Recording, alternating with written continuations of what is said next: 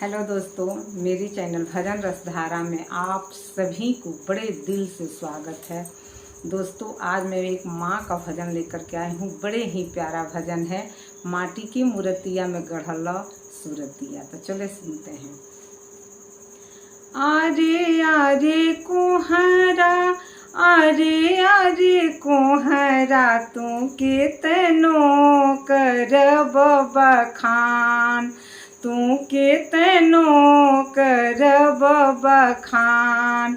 अरे माटी की मूर्तिया में गढ़ल सूरतिया, काहे नाही डलल परान। ये माई काहे नाही डलल परान। अरे माटी की मूर्तिया में गढ़ल सूरतिया, काहे नाही डलल परान। माई काहे नाही डलल परान। मैया के माथे में सिंदूर शोभेला, बिंदिया पर आ जाला बहार। ये मालिन तोहरे दुअरिया पे घनी फुलवरिया, काहे ना ले अइलू सुंदर हार। ये मालिन काहे ना ले अइलू अढ़उल हार। मैया के काने में झुमका शोभेला, नथिया पर आ जाला बहार। ये माई सोनारा दोकनिया में हारावा बेचाला, काहे ना ले अइले सोनाहार। ये माई काहे ना ले अइले सोनाहार। आरे आरे कोहरा, आरे आरे कोहरा, तू केतनो करब बखान।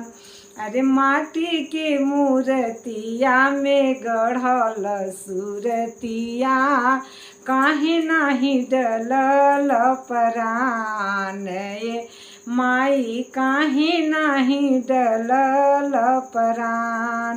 मैया के अंग में साड़ी शोभेला, लहंगा पर आ जाला बहार। ये माई लहंगा पर आ जाला बहार।